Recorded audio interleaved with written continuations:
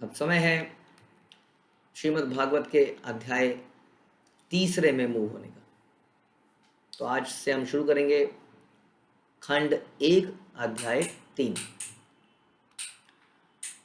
ओम नमो भगवते वासुदेवाय। ओम नमो भगवते वासुदेवाय। ओम नमो भगवते वासुदेवाय।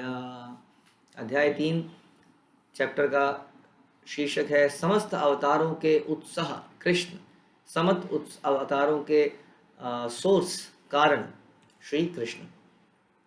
तो सुत गोस्वामी आगे बोलते हैं, जगृहे पौरुषम रूपम भगवान महदादिभि संभूतम षोडशकलम मादो लोकशिक्षया। अनुवाद, सूत ने कहा, सृष्टि के प्रारंभ में भगवान ने सर्वप्रथम विराट पुरुष अवतार के रूप में अपना विस्तार किया और भौतिक सृष्टि के लिए सारे अव्यय यानी कि तत्व प्रकट किए। इस प्रकार सर्वप्रथम भौतिक सृष्टि के 16 तत्व उत्पन्न हुए। भौतिक ब्रह्मांड को उत्पन्न करने के लिए ही यह सर्व किया गया। तो बहुत सारी इंपॉर्टेंट चीजें आपको इसमें समझ में आने वाली हैं। ध्यान से सुनिए श्लोक को। सबसे पहली चीज तो यह है कि सृष्टि के प्रारंभ में भगवान ने विराट रूप पुरुष रूप में अपना विस्तार किया, विराट पुरुष के रूप में अपना विस्तार किया। तो ये बहुत इंपॉर्टेंट तथ्य आप लोग सीखेंगे, आज सुनेंगे, जो अक्सर कंफ्यूज होता है कि कृष्ण विष्णु के अवतार हैं या विष्णु कृष्ण के अवतार हैं। तो यहाँ देखेंगे कि एक सुप्रीम पर्सनैलिटी ऑफ गॉडेड है भगवान, जो अपना विस्तार बनाते हैं, जिसको हम क्या जानते हैं, किस नाम से? विराट पुरुष। अवतार के रूप में अपना विस्तार किया, विराट पुरुष के नाम से हम उसे जानते हैं। ठीक है, ये विराट पुरुष का नाम क्या है? इनको हम कहते हैं कारणोदक्षाई विष्णु, कारणोदक्षाई विष्णु या महाविष्णु। तो भगवान अपना विस्तार करते हैं महाविष्णु में। हालांकि उनके पीछे भी कुछ विस्तार होते हैं, बलराम एक्स्ट्रा, लेकिन यहाँ पर सीधा हम सृष्टि के सृजन में आ गए, इसलिए हमने सीधा महाविष्णु पे ले आए। तो महाविष्णु पे विस्तार किया। अब देखिए महाविष्णु जो फर्दर अपना एक्सटेंड करेंगे, वो भी हम सुनेंगे। तो किस प्रकार से श्रीमद् भागवतम इसके बारे में बहुत खुलासा करके बताती है कि विष्णु कोई एक नहीं है, विष्णु भी अनेक हैं। एक महाविष्णु है जो कि एक है, उसके बाद एक गर्भोदक्षाई विष्णु है जो हर ब्रह्मांड में अलग है, और एक क्षीरोदक्षाई विष्णु है जो कि हर ब्रह्मांड में भी है और हमारे हृदय में भी है। तो इस प्रकार से विष्णु अनंत है, लेकिन कृष्ण एक है।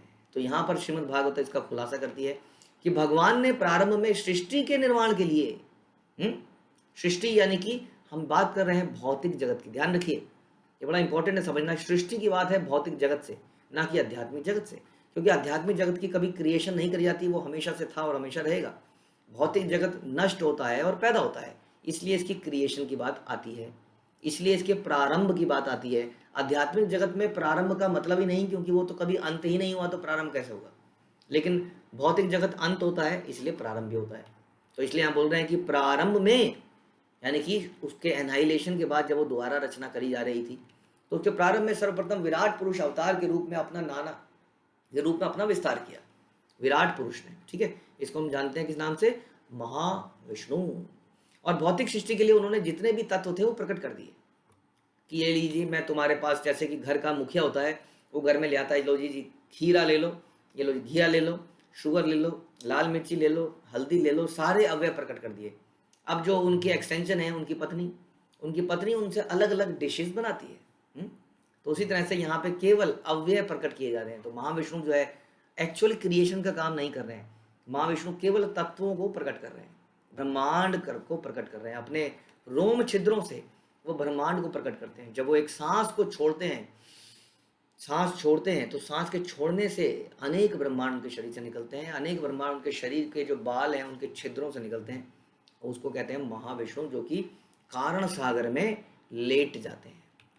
ठीक है, तो उन्होंने भौतिक सृष्टि के लिए जो भी तत्व थे उसको प्रकट किया, जो भी चीजें थी, इंग्रेडिएंट्स को प्रकट किया।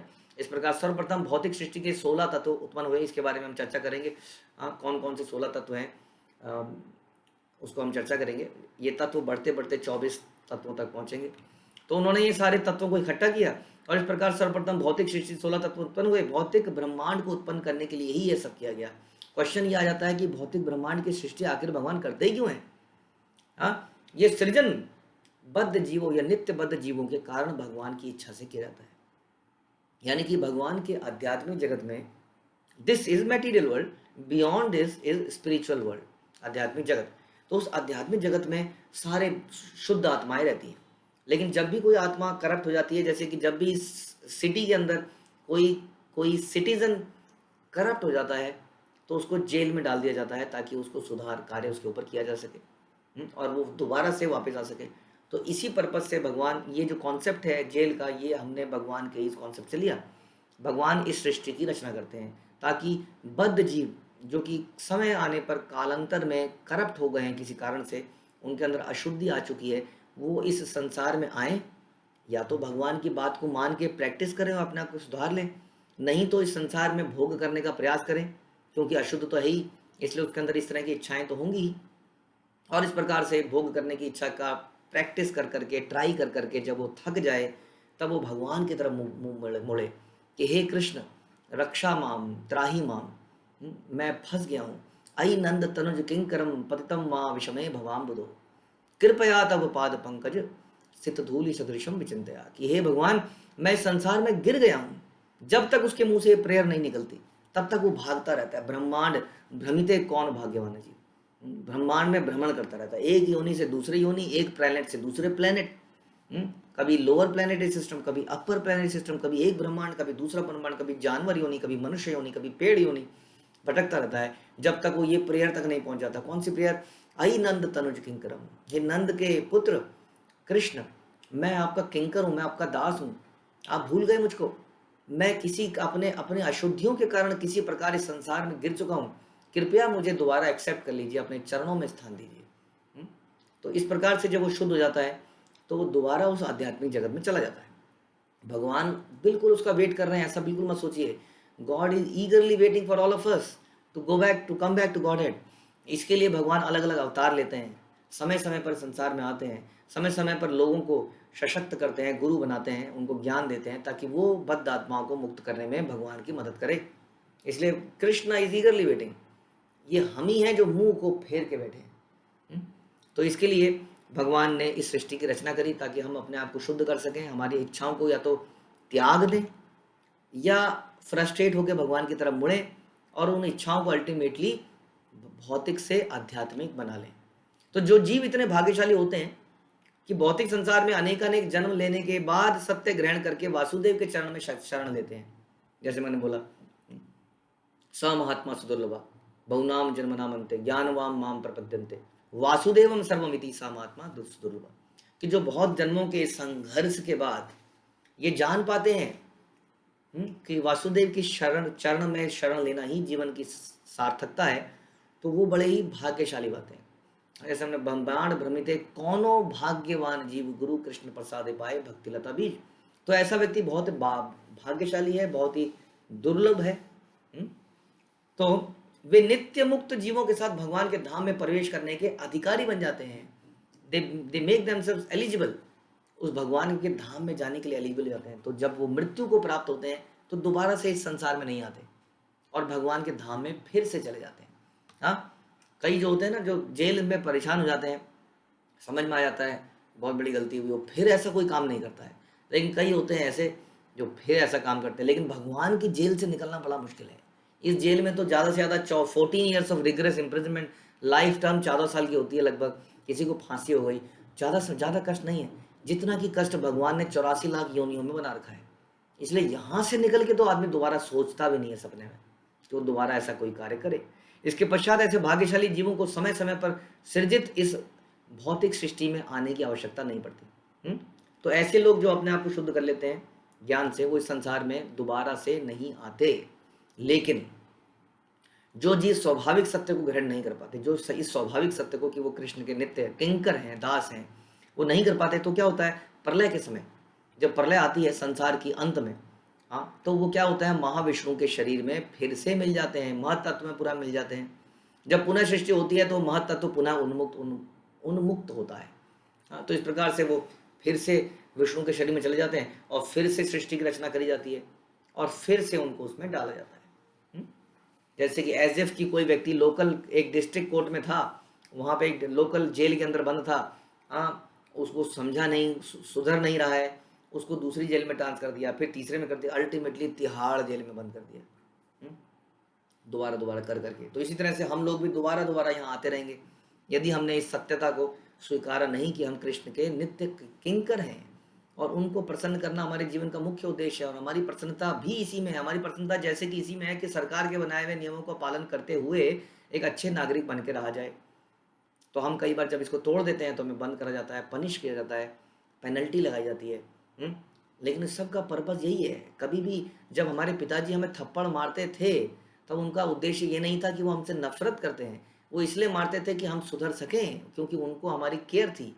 उसी तरह भगवान जीवों को कभी थप्पड़ मारते हैं इस प्रकार निम्न योनियों में डाल के, उसका पर्पज़ केवल यही है कि वो दोबारा उनके पास आ सके। तो या तो नित्य मुक्त होकर भगवान के धाम में चला जाता है जहाँ पे हम बिलोंग करते हैं, नहीं तो इस संसार में ही रहता है, दोबारा दोबारा जन्म लेता है और एक समय आने पर संसार का समाप्ति होती है। आप जानते हैं प्रलय होती है और प्रलय के बाद दोबारा जब क्रिएशन होती है तो दोबारा इस संसार में उसको फिर से डाल दिया जाता है। सोचिए कितनी लंबी लाइफ है हमारी। तो इस तरह से बहुत अच्छी चीज इसमें बताई गई। और एक श्लोक हम और कर सकते हैं। यस्याम भसी शयानस्य योग निद्राम वितन्वतः नाभिहदाम्बुजादासीत् ब्रह्मा विश्व सृजाम पति। पुरुष का एक भाग ब्रह्मांड के जल के भीतर लेटा है, उसके शरीर के। अब देखिए, अब ये पुरुष था, विराट पुरुष, हाँ, इसको हम कहा महाविष्णु, कारणोदक्षाई विष्णु। हाँ, इस ये भगवान ने अपनी एक्सटेंशन बनाई विष्णु रूप में। अब ये विष्णु अपनी एक और एक्सटेंशन बनाते हैं जिनको हम जानते हैं गर्भोदक शाही विष्णु के नाम से। ठीक है, गर्भोदक शाही विष्णु। तो ये क्या करते हैं, ये अपने शरीर से जल उत्पन्न करते हैं और उस शरीर में उसके उस आधे ब्रह्मांड में उस जल के अंदर लेट जाते हैं। इनके शरीर से ही इतना जल निकलता है कि वो गर्भोदक सागर बन जाता है और उस सागर में ये शयन करते हैं। और इनके नाभि से नाल के ऊपर खिले कमल पुष्प खिलता है और उससे ब्रह्मांड के समस्त शिल्पियों के स्वामी ब्रह्मा प्रकट होते हैं। तो ये भगवान की, देखिए, सृष्टि की रचना के बारे में बता रहे हैं थोड़ा संक्षेप में कि कैसे पहले महाविष्णु आए, उन्होंने सृष्टि के सारे अव्यय यानी कि इनग्रीडियंट्स को इकट्ठा किया। उसके बाद उन्होंने अपना एक एक्सटेंशन बनाया जिनका नाम था गर्भोदकशाही विष्णु। गर्भोदकशाही विष्णु ने अपने शरीर का जो है एक तरह से पसीना निकाला, वो इतना विशाल जलाशय बना कि वो गर्भोदकशाही हो, हाँ, सागर कहलाया। हमारे सागरों जैसा बिल्कुल नहीं है, उससे अत्यंत अत्यंत अत्यंत विशाल है। उसमें ये जो विराट पुरुष का दूसरा एक्सटेंशन था, ये लेट गए और इनके नाभि से कमल निकला। वो कमल की नाल इतनी बड़ी थी, इतनी बड़ी थी, इतनी बड़ी थी कि उसके टॉप में एक कमल का पुष्प था, उसमें ब्रह्मा जी स्वयं अवतरित हुए। इसलिए ब्रह्मा जी को कई बार स्वयंभू कहते हैं, क्योंकि ब्रह्मा जी को किसी माता पिता के संयोग से जन्म नहीं मिली, वो स्वयं भगवान की नाभि से निकले, इसलिए उनको स्वयंभू भी बोल देते हैं। तो ब्रह्मा जी निकले, लेकिन वो नाल जो है इतनी बड़ी थी कि उस नाल के अंदर जो कमल ककड़ी या जो भी कहे स्टेम ऑफ द लोटस, वो इतनी बड़ी थी कि जितने भी प्लानिटरी सिस्टम हमारे पास हैं, जो कि साइंस इसके बारे में ज़्यादा नहीं जानता है, हमारा शास्त्र बताते हैं कि जो प्लानिटरी सिस्टम है, जिसको हम अर्थ के अराउंड प्लानिटरी सिस्टम देखते हैं, मिडिल प्लानिटरी सिस्टम है, हाँ, मिडिल, उसके ऊपर एक अपर प्लानिटरी सिस्टम है, स्वर्ग इत्यादि, स्वर्ग, और उसके ऊपर अंत में भगवान का, ब्रह्मा जी का लोग, ब्रह्मलोक, और उसके नीचे पाताल सुताल जो भी हैं, कई सारे लोग नीचे हैं। तो ये जो 3 लेवल्स ऑफ प्लानिटरी सिस्टम है, जिसमें अल्टीमेटली 14 लेवल हैं, लेकिन उनको 3 मुख्य कैटेगरी में डालते हैं, अपर, मिडिल एंड लोअर। 14 इसमें कितने माले हैं, इसके अंदर 14 मंजिलें हैं इस प्लानिटरी सिस्टम में। उस नाल में, कमल के स्टेम में इतने विशाल है कि उसमें 14 प्लानिटरी सिस्टम है, समझ सकते हैं हम लोग। उसके ऊपर ब्रह्मा है। तो इस प्रकार से गर्भोदकशाही विष्णु इस प्रकार से ब्रह्मा जी का सृजन करते हैं। और ये ब्रह्मा जी, आप जानते ही हम सब लोग कि ब्रह्मा जी एक्चुअल क्रिएशन का काम करेंगे। यानी कि देखिए, सोच सकते हैं कि भगवान जो है ना, जैसे कंपनी का मालिक होता है, वो कंपनी का मालिक अगर पूरे दिन गधों की तरह काम करे तो क्या वो डायरेक्शनल थिंकिंग करेगा, क्या अपनी टीम को मोटिवेट करेगा कुछ हायर थिंकिंग के लिए? क्योंकि उसका सारा दिन तो चेक साइन करने में निकल जाता है, डॉक्यूमेंट साइन करने में निकल जाता है। लेकिन कंपनी का मालिक ये सब काम नहीं करते, तो वो डेलीगेट कर देता है। इसी प्रकार कृष्ण ने अपने ये सारे काम अपनी ही एक्सटेंशन बना के डेलीगेट कर रखे हैं। हमारे अंदर तो ये कैपेसिटी नहीं है। एक कंपनी का मालिक अपनी एक्सटेंशन बनाता जाए और ले लीजिए, परचेज का हेड, ये लो जी एक और एक्सटेंशन, सेल्स का हेड लो अपनी एक्सटेंशन, मार्केटिंग का हेड, उसके बाद फाइनेंस का हेड, ऐसा वो नहीं कर सकता है, इसलिए वो दूसरे दूसरे लोगों को रखता है। लेकिन भगवान अपनी ही एक्सटेंशन की एक्सटेंशन की एक्सटेंशन की एक्सटेंशन बनाते चले जाते हैं। और इस तरह से उन्होंने महाविष्णु बनाए, उसके बाद गर्भोदक्षाय विष्णु बनाए, जिन्होंने अपने अंदर से ब्रह्मा जी को पैदा किया। अब एक्चुअली में काम करेगा कौन? ब्रह्मा जी। कंपनी के अंदर काम करता है बेचारा क्लर्क, बेचारा ऑफिसर, और स्ट्रेटेजिक डायरेक्टर तो क्या केवल स्ट्रेटेजी बनाते रह जाते हैं। तो इस प्रकार से हम यहाँ देखते हैं कि कृष्ण वास्तव में कोई काम डायरेक्टली नहीं करते, क्योंकि उनके लिए कुछ भी करने नहीं, क्योंकि उनकी शक्तियाँ हमेशा ही एक्टिव रहती हैं।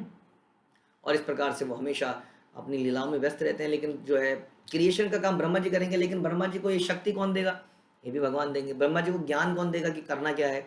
ये आगे आप सुनेंगे कैसे ब्रह्मा जी को भगवान ज्ञान देते हैं कि तुम्हें क्रिएशन करनी कैसे है।